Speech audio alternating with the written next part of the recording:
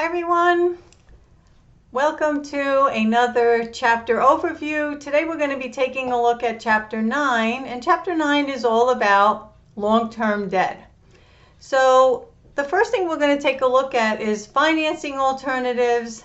Then we're going to take a look at bonds and issuing the different kinds of bonds, issuing the bonds, paying back the bonds, and then finally a couple of financial ratios to evaluate debt.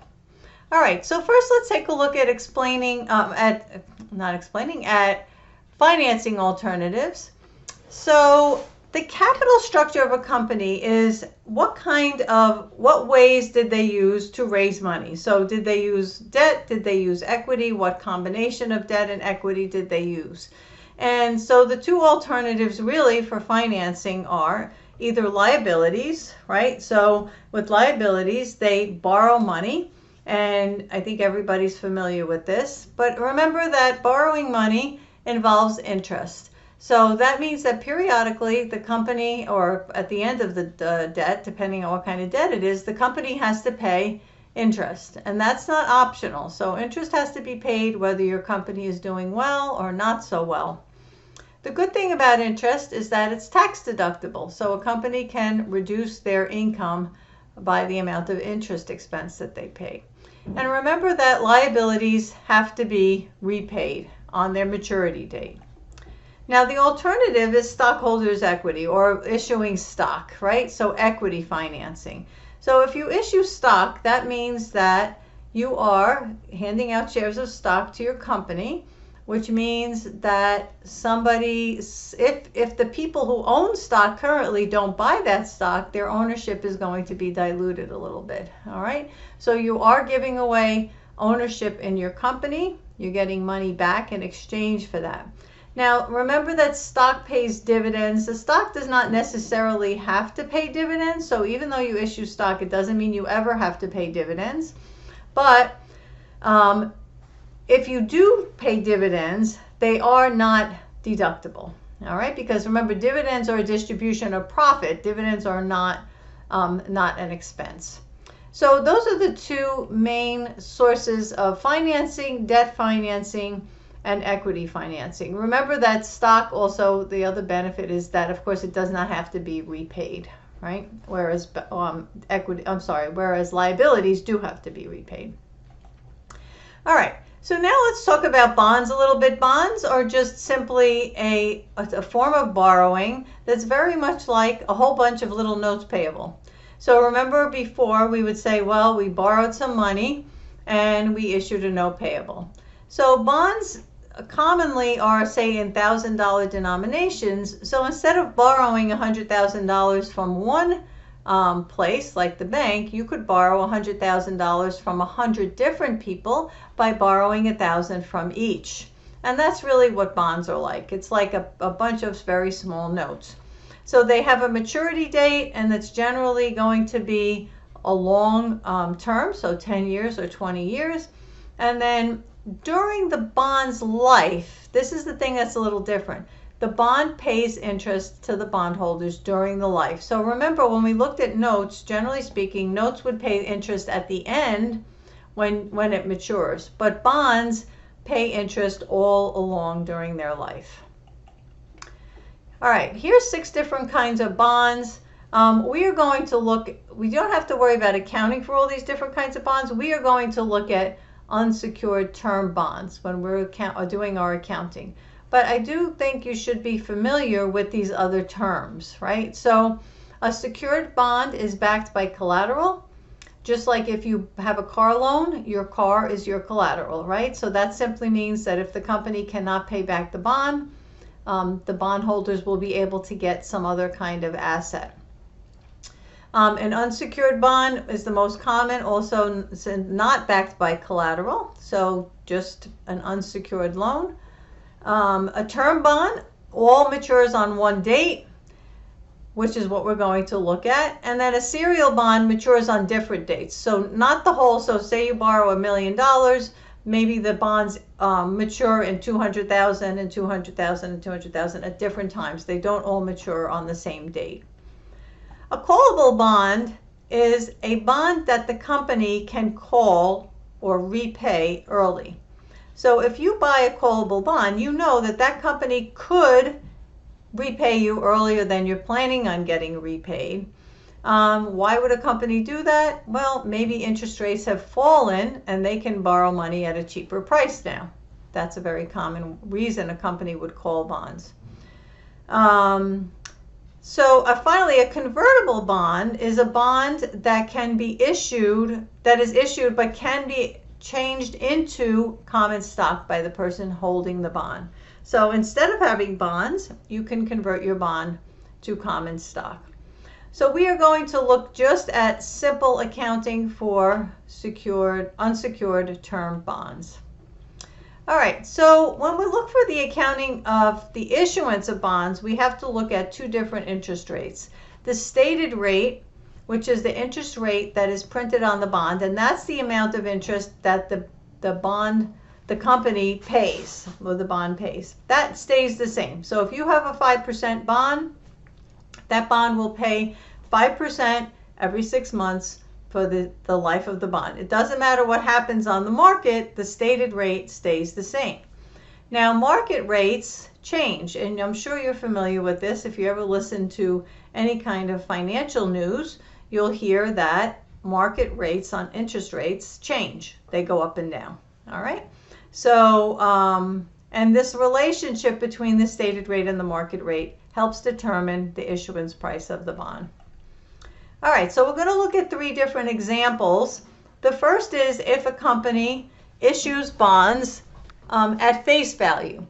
So here's our example. On January 1st, the company issues $100,000 of bonds that pay 7% when the market rate is 7%. So when the market rate and the stated rate are the same, the bonds sell for face value, and the face value is just that $100,000. That's the amount they have to pay back when the bonds mature. So the bonds pay interest on June 30th and December 31st. The issuance price is $100,000. All right, remember that on the day that you issue the bonds, you don't owe any interest, so there's no interest entry here. So we're simply debiting cash, crediting bonds payable, just like any other borrowing, right? Okay, so then on June 30th, they have to pay interest. Now, here's the interesting thing. This entry will be the same for 1, 2, and 3. I'm not going to show it over again, but the interest that you pay, the company pays, does not change. It's based on the stated rate. So in this case, principal times rate times time, $100,000. The stated rate is 7%, and we're going to pay interest for 6 out of 12 months. So they're going to pay $3,500 in interest. And interest payment, same entry we've always done for interest payment, debit, interest expense, credit, cash.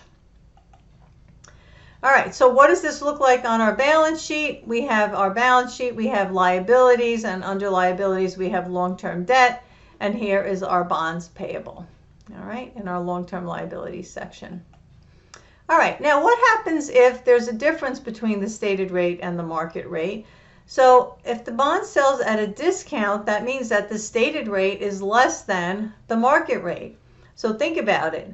Think about if you had a bond that was paying 7%, but the market was paying 8%, you would be like, hey, I need a discount. I'm not going to pay $100,000 if you're only going to pay me 7%, right? When the market is, I can buy a different bond and get 8%. So the bonds are issued at what is called a discount, which means it's less than the face value of the bonds. So we're going to debit cash for the amount of the issuance that the bonds were issued for, $93,205. We have this discount on bonds payable, and then we credit bonds payable for $100,000. Discount on bonds payable is a contra liability account. So remember, contra accounts go against something. In this case, the contra account goes against bonds payable. So on our balance sheet under long-term debt, we have the bonds payable, and then we subtract the discount to come down to the $93,205, which is called the carrying value of the bond.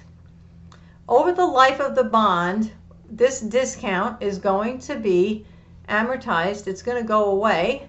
And the carrying value of the bond will go up and up and up until it reaches $100,000 at maturity. So let's look at what happens when the stated rate is greater than the market rate. And in that case, we're paying 7%, but let's say the market says, oh, well, we're willing to accept 6%. So people say, okay, well, we're actually willing to pay you more than the face value. So the cash that you get on a premium, bond sold at a premium, is more than face value. So we're debiting cash, which is the amount of money we're going to get. We're crediting premium on bond payable, and we're crediting bonds payable. Notice that in all three examples, we credit bonds payable for the face value of the bond, and it just stays like that. Nobody touches that. It stays like that until we pay it off. Premium on bonds payable is an adjunct account. It's kind of like the opposite of a contra account because it gets added to bonds payable on your balance sheet. Let's see what that looks like. So our balance sheet looks like this. Under long-term debt, we have bonds payable, and then we have the premium, and our carrying value right now is $107,439. And in this case, it's going to go down, down, down, down until maturity when it reaches $100,000 as that premium gets amortized. All right, so bonds are retired. It's just a fancy way to say that they got paid off. So when you pay off a bond, it's just like paying off any other liability. You're just debiting bonds payable and crediting cash. So we're assuming that there is no discount or premium left because we're at the end of the bond's life, and that is our journal entry. So let's take a look at a couple of ratios. First, the debt to equity ratio, which is exactly what it sounds like. It's total liabilities or debt divided by total stockholders' equity. And it's a measure of financial leverage. So a higher ratio means the company is using more leverage, so it has more debt. Here's a quick example of leverage, just so you can understand how it works. Say you buy a building, a $500,000 building, and it generates rental income of $120,000 in a year. Well, if you put down $100,000 in cash and borrow $400,000, the return on your investment is going to be 120% because it's the $120,000 divided by the $100,000. So your return is 120% on that $100,000 that you invested. If you don't borrow any money and you just want to put the whole thing in cash and you buy the building for $500,000, well, you have all $500,000 tied up in that investment. So in that case, your return on investment is going to be $120,000 return divided by your investment of $500,000, which is only 24%. So that's how leverage works. Of course, remember, leverage equals risk also, because the more debt you have, the more debt you have to pay back, and of course you have to pay interest. All right, our last ratio is called times interest earned ratio. And generally speaking, a higher ratio is better because what this tells you is how many times during the year did you earn enough money to pay your interest expense. So if you earned enough money to pay your interest expense many, many times, then that's a good thing. You have a higher times interest earned ratio. Okay, that's all I have for you today. I will see you in the next video.